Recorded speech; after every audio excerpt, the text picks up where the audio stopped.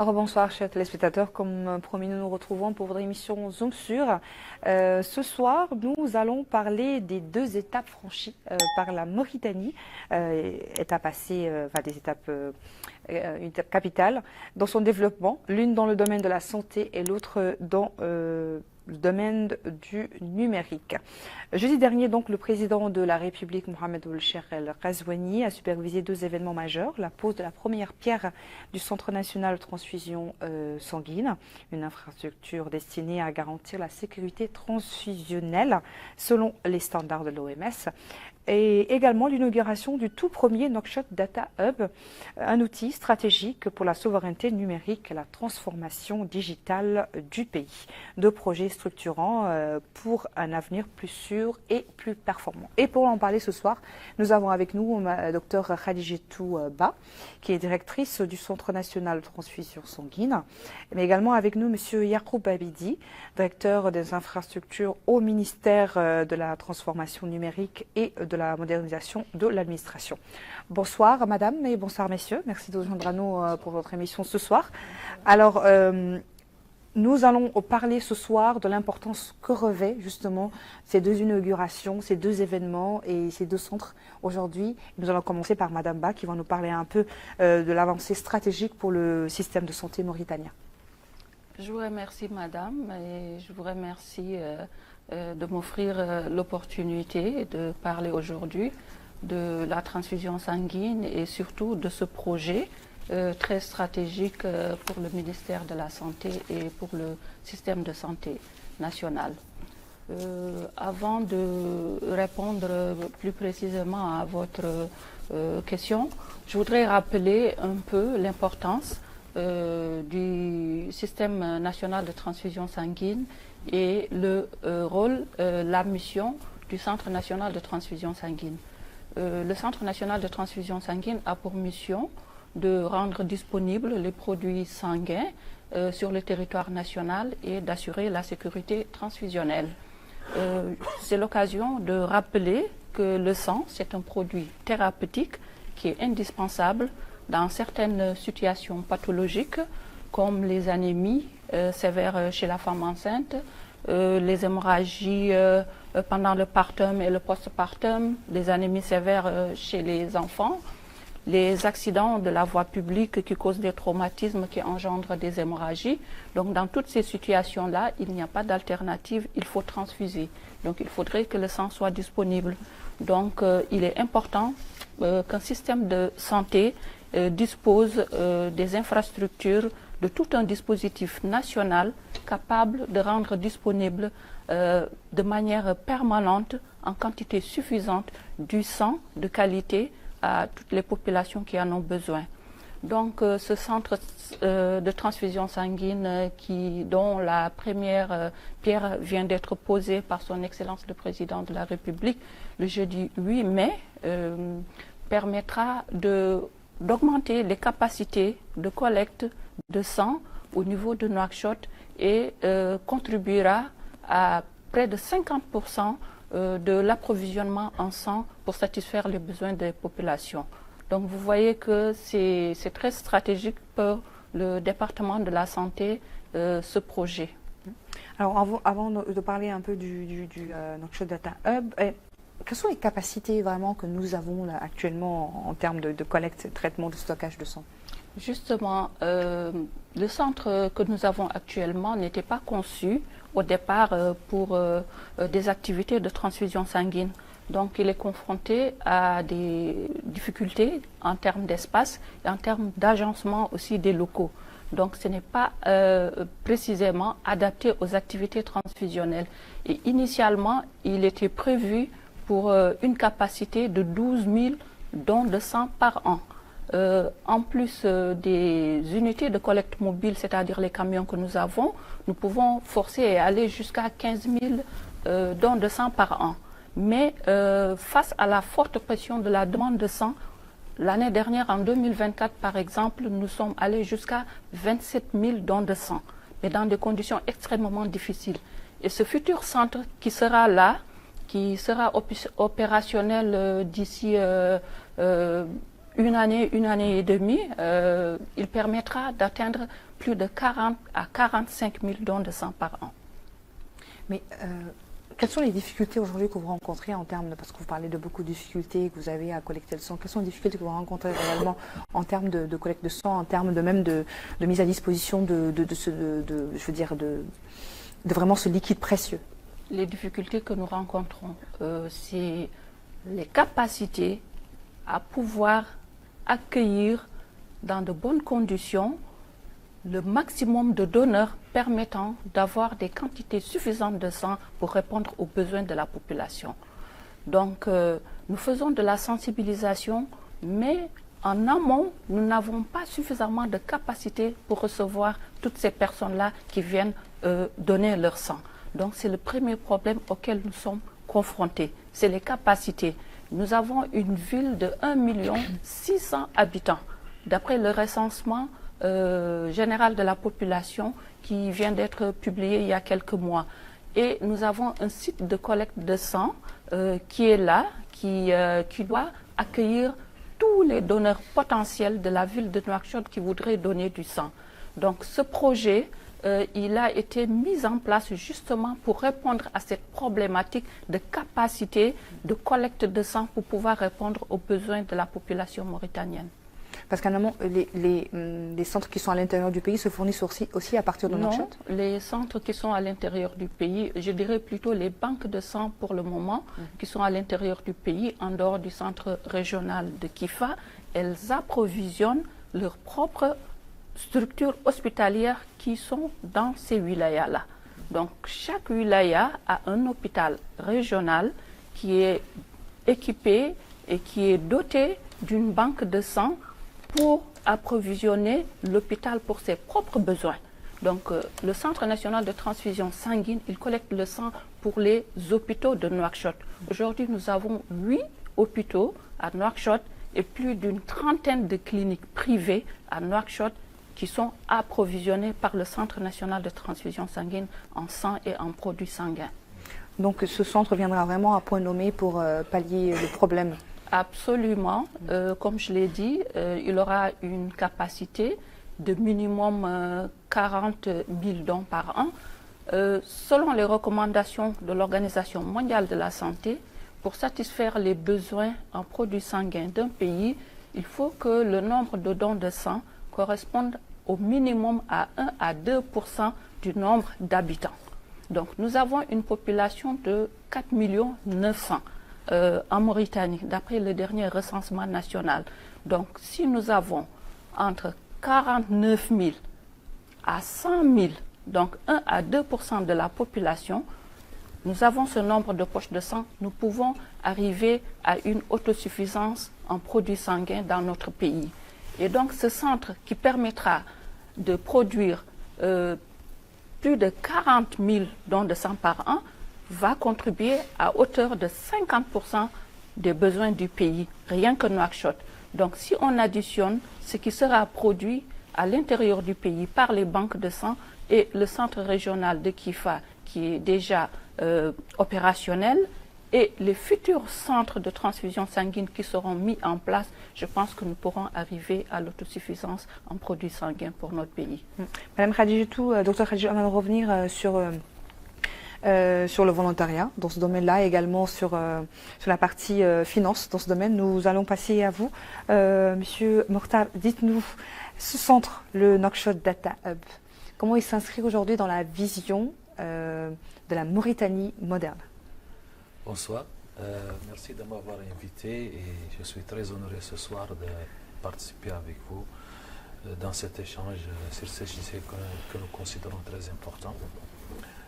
Nouakchott Data Hub, ou plutôt en français Centre de données de Nouakchott, et nous le considérons comme un pilier principal de la transformation numérique en Mauritanie. Il participe dans la vision présidentielle, bien sûr, de la transformation numérique parce qu'il concrétise cette vision présidentielle en termes de souveraineté numérique, qui est le point le plus essentiel en termes d'innovation et aussi en termes d'accessibilité des citoyens à tous les services digitaux publics. Ce centre est un élément principal de la révolution en transformation numérique que nous vivons aujourd'hui.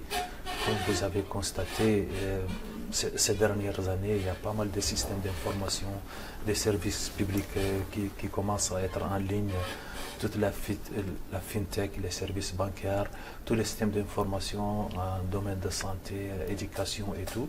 Tous ces systèmes d'information actuellement, jusqu'aujourd'hui, soit hébergés au niveau national dans des conditions qui ne sont pas du tout normalisées, qui ne sont pas du tout sécurisées, ou hébergés à une grande partie à l'extérieur, essentiellement en Europe, aux États-Unis et tout, sur des data centers qui vendent ce genre de services. Donc il y a déjà la souveraineté, il y a la sécurité des informations, il y a les données privées, les données personnelles de la population mauritanienne et tout.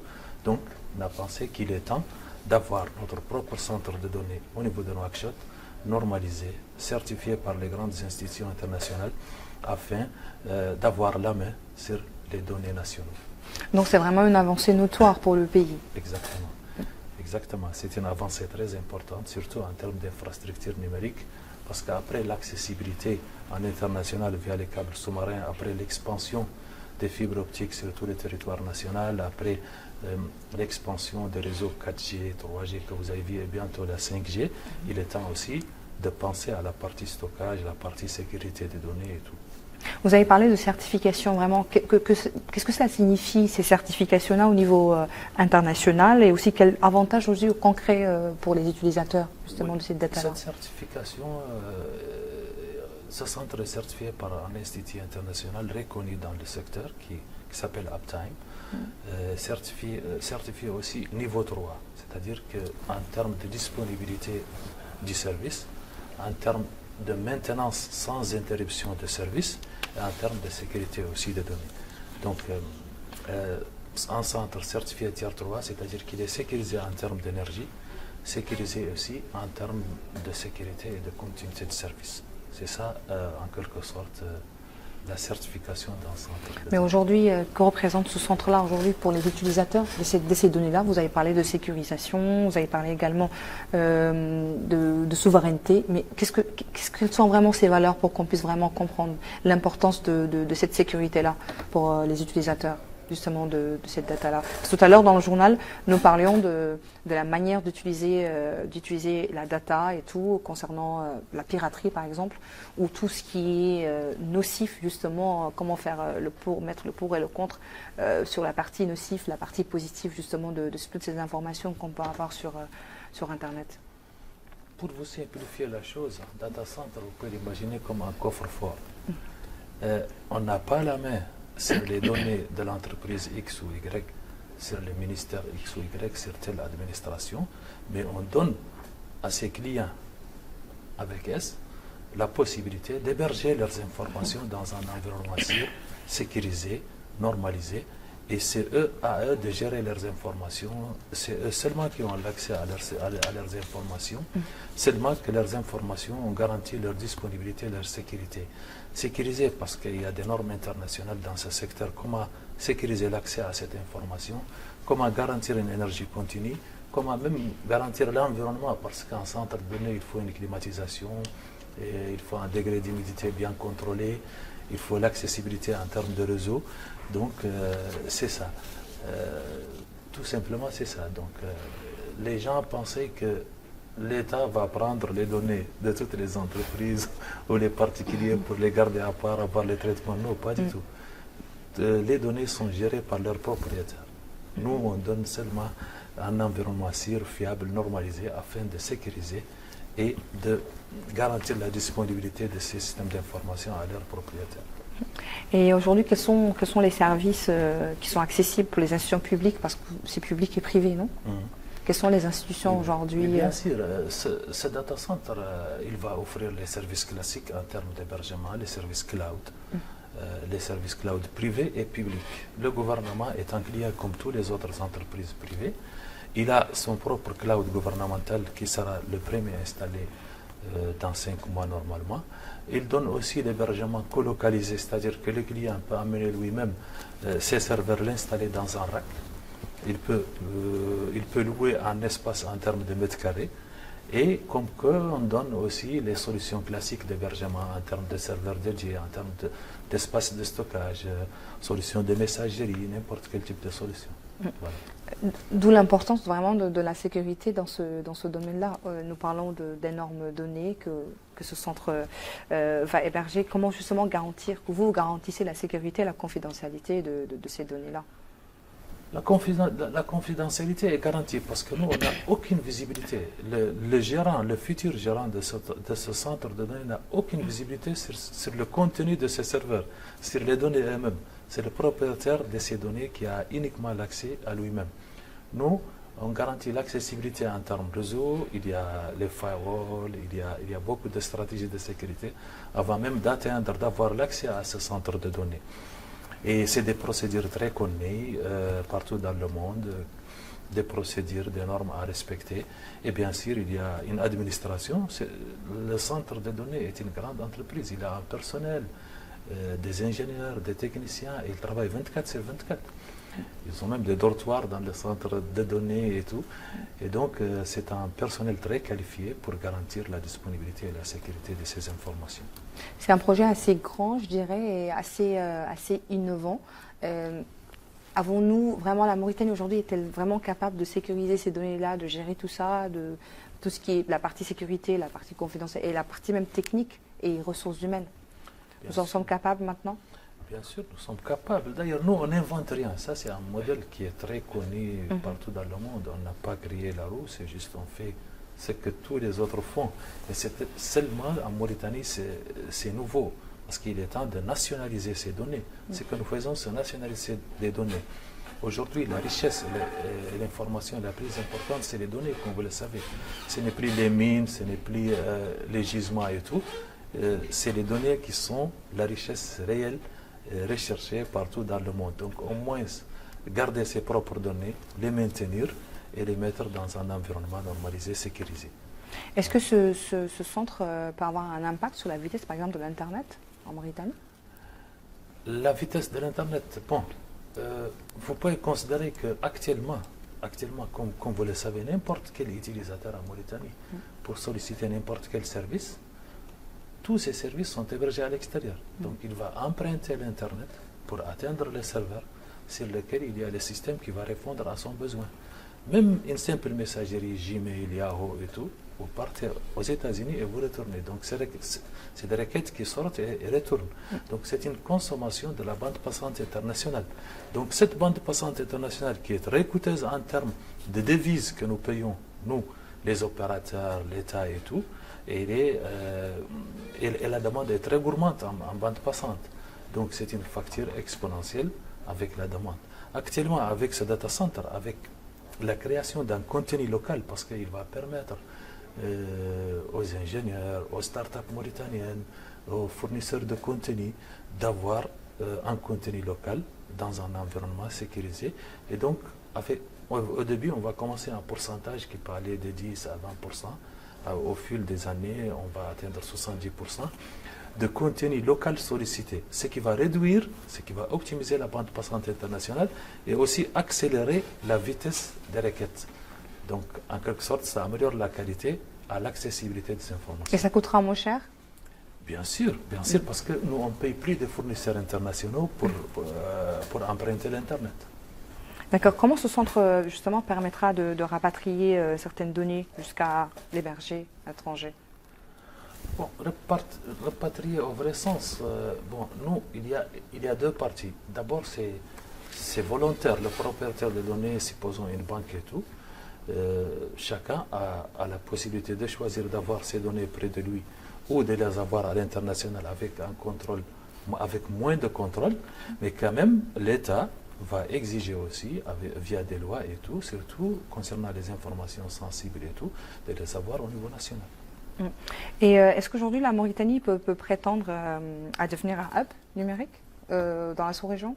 Bien sûr, on travaille d'ailleurs sur ça et c'est dans notre stratégie numérique. Nous travaillons pour devenir un hub, surtout pour les pays du Sahel. Comme vous le savez, ces pays du Sahel n'ont pas un accès sur l'Atlantique. Et donc, pour accéder à l'Internet, pour avoir des capacités Internet, ils doivent passer par un pays côtier. Donc la Mauritanie, avec les câbles sous-marins que nous avons actuellement, avec les 2 câbles sous-marins sur lesquels nous travaillons, on va garantir l'Internet à ses clients. Et donc, ils peuvent avoir leurs données, leurs équipements pour accéder à l'Internet hébergés dans ce centre de données. Et ces centres de données aussi, en général, ils sont sollicités par toutes les entreprises internationales, les GAFA comme Google, Facebook et tout, pour avoir leur cache disponible près géographiquement des clients. Google, le data center principal est aux États-Unis par exemple, mais il a des copies régionales pour délivrer l'information avec moins de latence aux utilisateurs finaux afin d'améliorer la qualité de service. Donc c'est sûr que ce centre, comme qu'il répond aux normes internationales, il va être sollicité par ces entreprises internationales. Les câbles sous-marins, les data centers, maintenant c'est devenu des sujets partagés entre les différents pays, chacun pour sécuriser ses informations, pour sécuriser son accès à l'international. Nous, on peut solliciter le Sénégal pour des câbles internationaux, l'Algérie, le Maroc, même chose pour les centres de données, afin de répliquer, d'avoir des sauvegardes n'importe où. Et quand est-ce que ce centre sera disponible, sera opérationnel?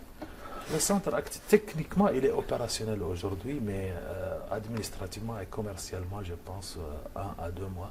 Parce que l'entreprise qui est l'IMT International Mauritanie Télécom, qui va la commercialiser, on doit lui faire un transfert de tout, avec une formation aussi de son personnel, et développer son offre commerciale, ses gammes et tout. Donc ça va prendre une petite période. Une petite période. C'est ça.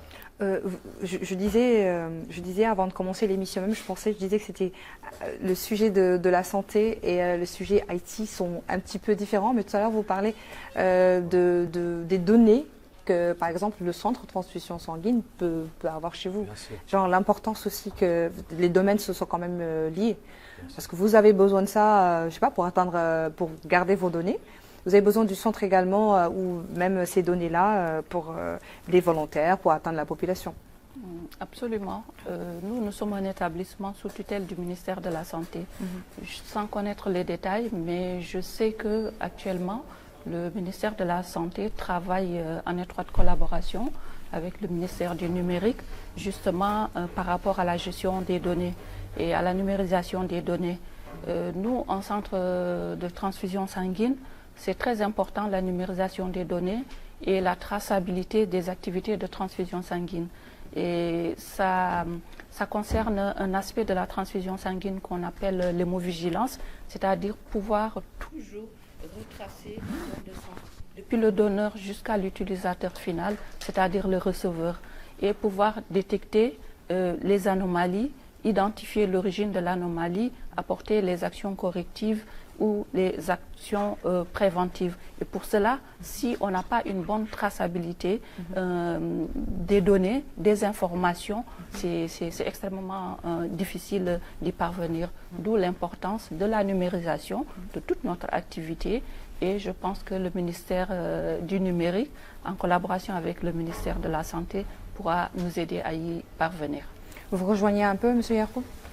Oui, effectivement, je rejoins parfaitement Dr Ba, parce que le centre de transfusion sanguine, comme tout établissement, normalement, il a un système d'information. Ce système d'information génère une quantité importante de données, surtout les donneurs de sang, leur traçabilité, leur historique, leurs statistiques et tout. Donc, c'est un système d'information très sensible et très important. Même, comme ce que disait tout de suite le docteur, en termes de statistiques, nombre de donneurs par rapport à la population et tout, pour avoir ces données, pour avoir ces tableaux de bord, il faut un système d'information. Ce système d'information, pour qu'il soit accessible, pour qu'il soit exploité par le ministère, il doit être dans un environnement sûr, sécurisé, disponible et tout. Donc, d'importance de le déployer dans le data center. Parfait. Dites-nous, docteur Ba, c'est important, si je ne me trompe pas, dans le domaine dans lequel vous êtes, la transfusion sanguine, c'est important les dons volontaires. Absolument. Et c'est important, oui, c'est important aujourd'hui, vous parliez de ça tout à l'heure, d'avoir des personnes qui font des dons, mais aussi que votre centre soit capable vraiment de recevoir ces personnes-là et d'exploiter justement ces dons-là. Absolument. L'OMS recommande que tout pays ait au moins 80% des dons qui soient issus de donneurs volontaires et bénévoles. Parce que ça garantit la sécurité du sang. Et en Mauritanie, nous avons la majorité de nos donneurs, des donneurs familiaux. Ce sont des donneurs de remplacement qui viennent lorsqu'ils ont un malade qui a besoin de sang. Et là, ils donnent du sang pour pouvoir bénéficier eux-mêmes de sang. Nous, notre objectif, justement, grâce à ce projet, c'est d'inverser la tendance. Pour attirer les donneurs volontaires, il faut créer les conditions. Il faut créer un environnement qui les encourage à venir donner du sang et à revenir pour devenir des donneurs de sang volontaires et fidèles. Donc, dans le cadre de notre stratégie, nous avons mis en place un plan de communication, justement, pour attirer les donneurs volontaires. Nous voulons nous compter sur le partenariat avec les organisations de la société civile qui sont sur le terrain, qui nous accompagnent justement à faire des sensibilisations de proximité auprès des populations. Parce que nous, la difficulté de notre activité, c'est que nous travaillons avec une matière première qu'on ne peut ni fabriquer ni acheter. Nous ne pouvons l'obtenir qu'à travers des dons provenant de la population, de personnes saines. Et donc, il faut aller vers ces populations-là, il faut les sensibiliser, leur faire comprendre les enjeux, l'importance du don et les amener à venir donner du sang volontairement. Il ne suffit pas de donner une seule fois.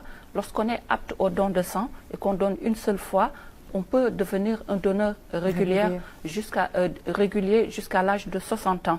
L'âge limite pour donner le sang, c'est 18 à 60 ans. Donc, notre objectif, notre stratégie de promotion du don de sang, c'est de créer les conditions pour que cette frange de la population de 18 à 60 ans puisse venir dans des conditions appropriées et pouvoir donner du sang de manière volontaire, mais pas de manière à donner le sang que lorsqu'on en a besoin. Parce que là, ça ne nous permet pas de faire face aux urgences. Parce que lorsqu'il y a une urgence, il faut que le sang soit déjà là. Et il faut savoir que il est recommandé que le sang soit traité pour en faire des dérivés sanguins qui améliorent l'efficacité du sang. Et ces dérivés sanguins ont chacun une indication précise. Je veux parler par exemple des kilos de globules rouges, des plaquettes ou de plasma. Au lieu d'utiliser le sang total tel qu'il est prélevé chez le donneur, il est préférable de le traiter, de le transformer en dérivé. Ça permet aussi de rationaliser l'utilisation du sang. Donc au lieu d'utiliser une poche de sang pour un malade, en le traitant et en le transformant en dérivé sanguin, nous pouvons avoir 3 poches de sang qui pourront bénéficier à 3 malades. Donc c'est pour cela que nous voulons encourager les donneurs à venir à l'avance pour nous donner le temps de traiter ce sang pour en faire des dérivés sanguins qui soient disponibles lorsque la demande arrive. Donc si je comprends bien, c'est important que les volontaires sachent, enfin même pour leurs parents ou de l'avenir proche, on ne sait jamais, que c'est important de faire un don avant pour que le sang puisse être traité et que ce soit beaucoup plus efficace pour le malade. Absolument, absolument. Donc le fait de venir lorsqu'on a besoin du sang, il y a un risque de ne pas trouver le groupe sanguin, par exemple, qu'on recherche, surtout pour les groupes rares. Donc, il est préférable de venir donner du sang avant que le besoin ne soit là. Donc, il ne faut pas attendre d'avoir un parent qui est malade pour donner du sang. Il faut se dire qu'il faut aller donner du sang parce que ça servira. Il y a toujours des malades en permanence. Chaque jour dans nos hôpitaux, dans nos cliniques privées, il y a des malades. Donc, il faut venir à l'avance, donner le sang, donner le temps au centre de transfusion sanguine de le traiter, de l'analyser. Il y a beaucoup d'analyses qui sont faites dans le sang, des analyses immunologiques pour déterminer les groupes sanguins et des analyses pour rechercher les maladies éventuelles dans ce sang. Donc tout ça, ça demande du temps. Donc si on vient tout de suite, qu'il n'y a pas de sang, qu'on donne du sang, on ne peut pas faire tout ça et disponibiliser le sang rapidement. Donc d'où l'importance de venir avant qu'il n'y ait le besoin de sang. Parce que vous avez parlé tout à l'heure de la santé maternelle et infantile qui est vraiment un secteur qui est assez touché par tout ça. Absolument. D'ailleurs, pourquoi ce projet de renforcement de la transfusion sanguine, de mise en place d'un centre de transfusion sanguine répondant aux standards internationaux avec une grande capacité et vraiment stratégique pour le secteur de la santé, c'est parce que la mortalité maternelle aujourd'hui en Mauritanie dépasse les 400 décès pour 100 000 naissances vivantes. C'est vraiment une situation très préoccupante. Et l'une des causes principales des décès maternels en Mauritanie, ce sont les hémorragies du partum et du postpartum, c'est-à-dire pendant l'accouchement et après l'accouchement. Et c'est une urgence vitale.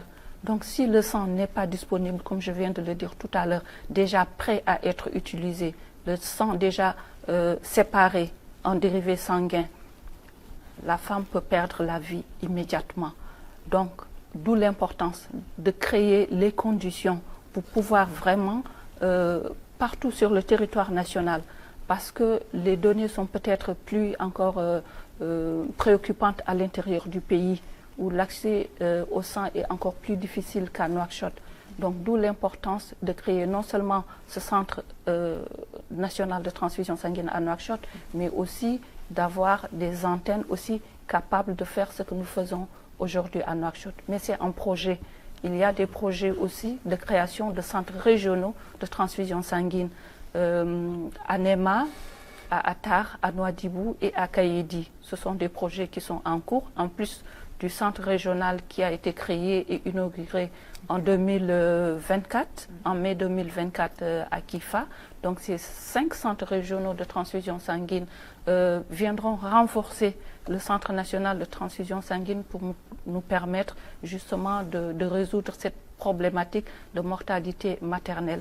Je rappelle que cette problématique de mortalité maternelle, la réduction de la mortalité maternelle est la composante 1 du plan national de développement sanitaire de la Mauritanie 2022-2030.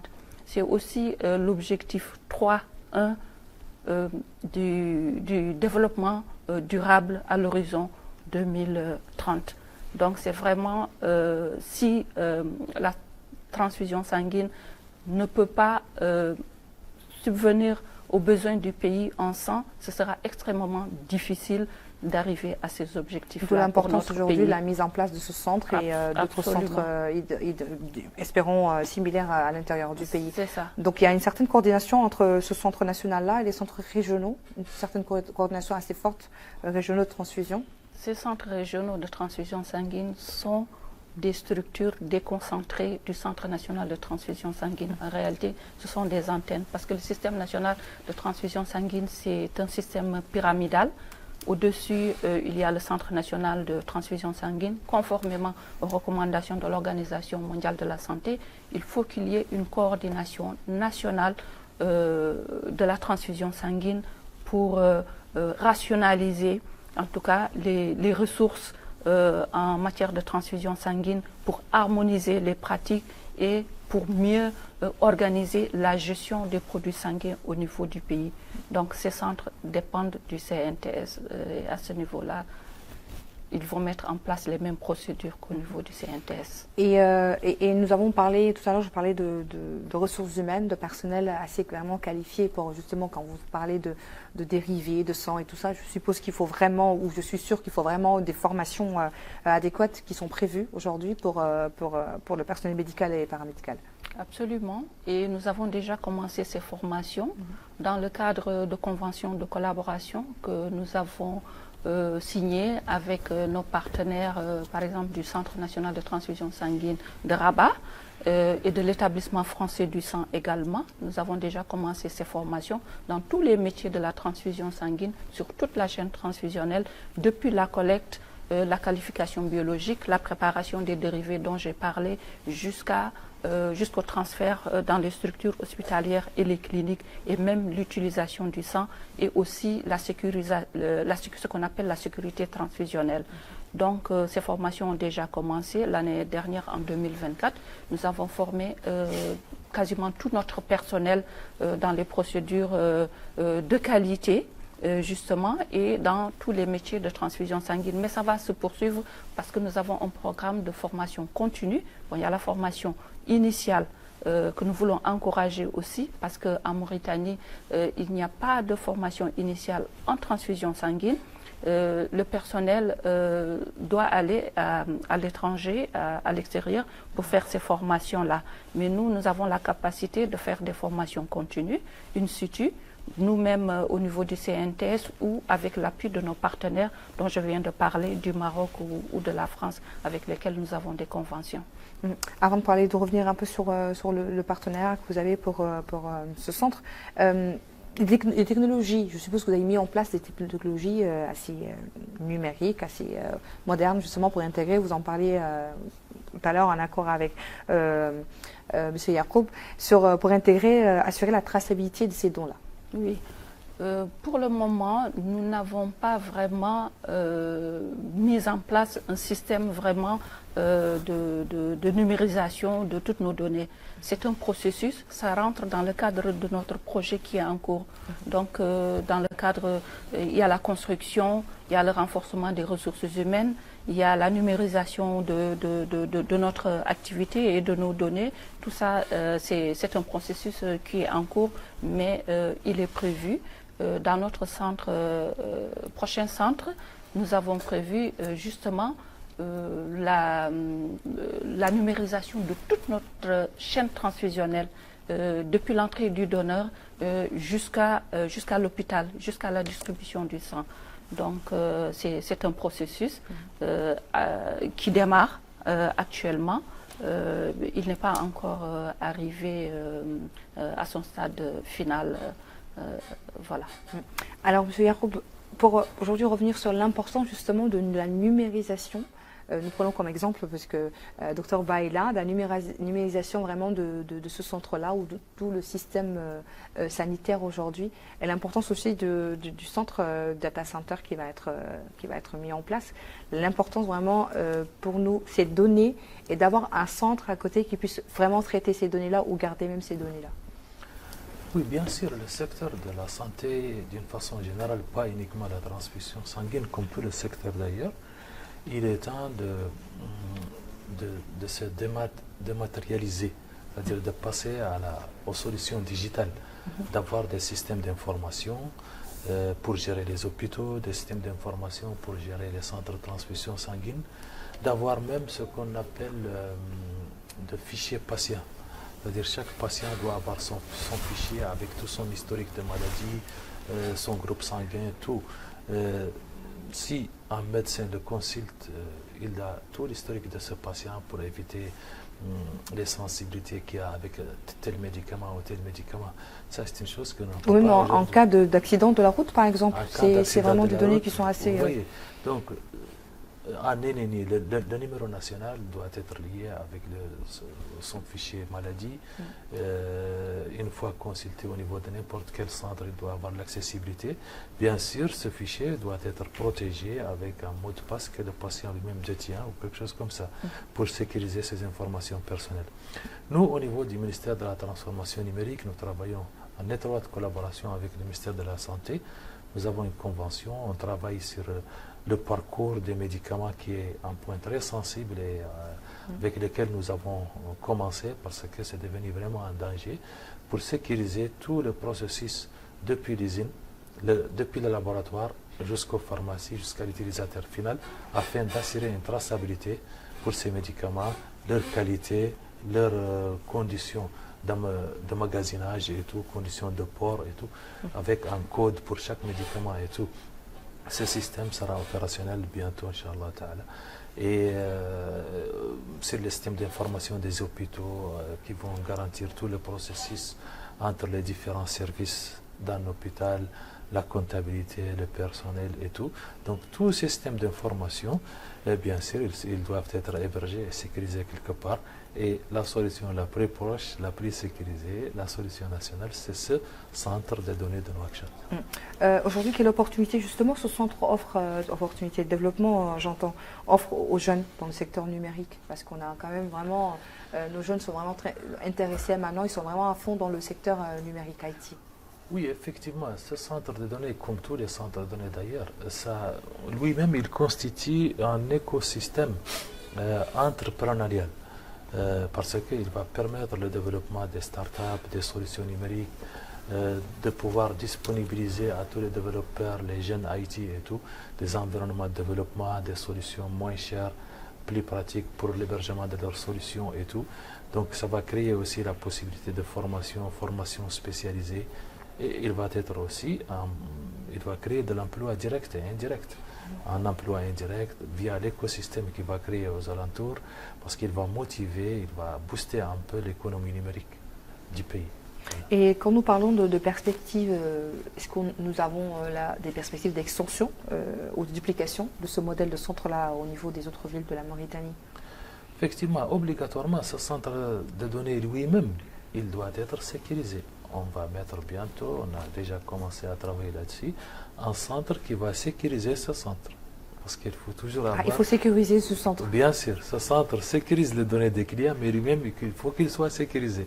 Parce que, supposons qu'une foudre ou n'importe quoi est tombée là-dessus, malgré qu'en termes de construction génie civil, il est très bien protégé contre n'importe quel type d'événement. Ce n'est pas de construction classique de maison que vous connaissez. Donc il est bien bâti d'une façon bien spécialisée. Mais quand même, il doit avoir une redondance, une réplication dans une ville géographiquement aussi séparée de Nouakchott, à Nouadhibou, à Ndiago par exemple. On pense, pourquoi j'ai dit Nouadhibou, Ndiago? Parce qu'il faut penser à des climats qui ne sont pas chauds en termes. Parce que le centre de données lui-même, il génère de la chaleur. Plus de chaleur, donc plus de demande sur la climatisation, plus de consommation d'énergie. Consommation d'énergie, c'est la facture énergétique qui s'élève. Donc, calculer la rentabilité de ce centre de données lui-même, en fin de compte, est une entreprise avec un but lucratif. Donc, il faut toujours chercher des solutions comme les solutions solaires pour une source alternative moins chère d'énergie et des lieux avec un environnement climatique acceptable. À un moment, nous avons parlé des collaborations qui peuvent être envisagées dans la sous-région, d'autres pays ou des partenaires technologiques. Oui, nous, au niveau du ministère, on a des partenariats avec les pays voisins, les pays frères, avec les pays européens pour toujours bénéficier de leur expérience parce que nous sommes nouveaux dans ce domaine. Comme ce que disait tout de suite Dr Ba, en termes de santé, leur centre a des partenariats. Nous avons des partenariats avec le Maroc, l'Algérie, la France. On essaie de développer pour monter en compétences et pour former davantage le personnel d'exploitation. Est-ce que le financement au niveau de ce centre-là est mauritanien? Non, ce centre est financé par la Banque européenne d'investissement. C'est un financement qui englobe ce centre et le câble sous-marin qui va être à Nouadhibou. Avec ces travaux vont achever dans 24 mois. Et voilà, donc c'est un financement lui-même, il a été construit à 8 millions d'euros. Et voilà, c'est un prêt constitutionnel, bien sûr. Alors pour parler du financement, je vous le disais tout à l'heure, docteur, c'est le rôle aujourd'hui, parce que vous avez un bailleur qui vous finance. Absolument. Notre centre est financé pour la construction entièrement par l'Agence française de développement. Il sera entièrement équipé. Pour l'équipement, il sera à moitié financé par le ministère de la Santé et l'autre moitié par l'Agence française de développement, à hauteur de la construction et l'équipement, plus de 1 milliard d'ouguiya.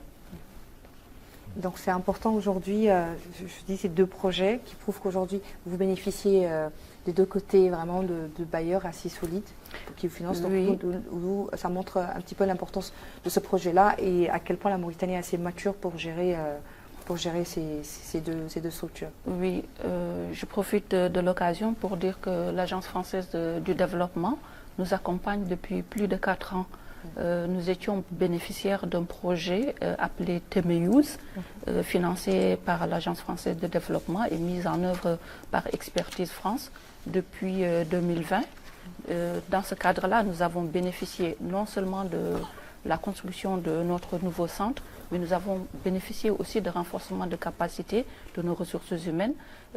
La stratégie de promotion du don de sang et le plan de communication dont je viens de parler tout à l'heure, que nous avons, a été élaboré aussi dans le cadre de ce projet-là, ainsi que d'autres appuis en termes de renforcement de la qualité aussi dans notre système national de transfusion sanguine. Donc c'est très important la coopération avec les partenaires techniques et financiers.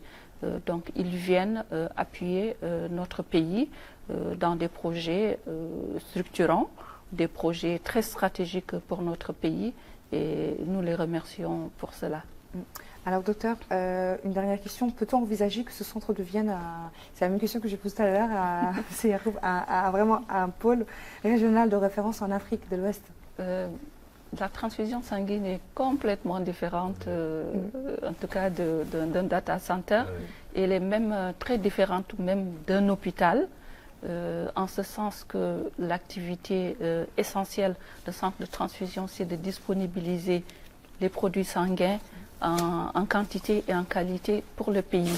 Déjà, c'est un gros challenge. Même les pays à fort revenu, comme les pays occidentaux, comme la France, chaque jour en font un combat, chaque jour pour avoir suffisamment de sang. C'est toujours un combat. D'où l'importance de la sensibilisation. Voilà, d'où l'importance de la sensibilisation. Donc, être un hub pour la sous-région, ça veut dire fournir du sang à la sous-région. Je parle plutôt du domaine où ce sera un exemple. Un exemple, oui. Un exemple, une référence. Il y a des aspects dans lesquels nous pourrons être une référence. Par exemple, dans le cadre de ce projet, je pense que nous pouvons initier d'autres services, d'autres activités.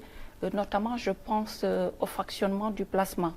Aujourd'hui, nous produisons une grande quantité de plasma qui n'est pas utilisé et qui est perdu, alors que si nous avions les conditions par le passé pour pouvoir rendre ce plasma acceptable pour les entreprises nationales ou internationales qui font le fractionnement du plasma pour en faire des médicaments dérivés du sang, en ce moment, nous pourrions être vraiment une référence et pouvoir même vendre ces produits dérivés du sang dans la sous-région, par exemple dans les pays environnants. C'est-à-dire que si je veux vous expliquer davantage, c'est-à-dire qu'aujourd'hui, nous produisons du plasma, nous en utilisons une quantité, mais il y a une grande quantité que nous ne pouvons pas absorber, que nous ne pouvons pas utiliser. Nos hôpitaux ne peuvent pas utiliser tout ce plasma, donc il est jeté, il est perdu. Malheureusement, ce plasma, il ne peut pas être accepté par des structures comme le laboratoire français de biotechnologie, qui a la capacité de transformer ce plasma en médicaments, notamment des protéines comme l'albumine, les facteurs de coagulation, les immunoglobulines, qui sont des médicaments qu'on utilise pour traiter beaucoup de maladies. Mais nous n'étions pas dans les conditions. Avec les conditions que nous allons avoir avec le prochain centre, nous pourrons, dans le cadre d'une démarche qualité que nous avons entreprise, pour aller vers une certification ou une accréditation de notre structure, notre plasma pourrait être accepté par ce genre de structure-là et nous pourrons le transformer en médicament pour nos propres besoins et nous pourrons aussi en fournir à des pays de la sous-région. C'est tout le mal que je nous souhaite. Alors, un dernier mot avant de clôturer. Monsieur Yacoub. Bon, c'est juste concernant ce centre de données, on considère que c'est un grand projet. Et depuis longtemps, c'était un objectif, surtout dans le secteur du numérique. Une transformation numérique sans des centres de données nationaux n'a pas de sens, ne peut pas réussir. Donc, alhamdoulilah, aujourd'hui, avec ce centre de données, avec d'autres centres de données que nous aurons dans le futur proche, Inch'Allah, le secteur va se développer davantage. Inch'Allah. Docteur Ba, vous êtes optimiste? Très optimiste.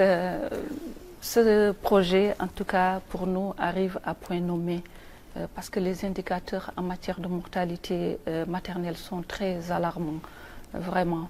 Et ce sera vraiment une bouffée d'oxygène pour le système de santé lorsque nous pourrons produire en tout cas suffisamment de sang pour sauver toutes ces femmes qui meurent malheureusement en couche et tous ces enfants en bas âge qui meurent d'anémie sévère et qui ne trouvent pas de sang pour les sauver. Et vraiment, nous ne pouvons pas exprimer en tout cas notre enthousiasme et notre soulagement, en tout cas d'être arrivé à ce niveau-là, à ce démarrage de ce chantier. Et nous espérons que bientôt nous nous retrouverons pour son inauguration. Inch'Allah. Merci beaucoup, docteur Khadijatou Ba. Je rappelle que vous êtes la directrice du Centre national de transfusion sanguine. Merci également à vous, monsieur Yacoub Ebedi, directeur des infrastructures au ministère de la Transformation numérique et de la modernisation de l'administration. Merci beaucoup de nous avoir accompagnés tout au long de cette émission. Merci, c'était vraiment assez instructif, surtout pour moi. Donc, j'appelle également aux dons de sang, aux volontaires, à tout le monde. J'en profite. Voilà. Et de la nationalisation des données. Voilà, et la nationalisation des données également.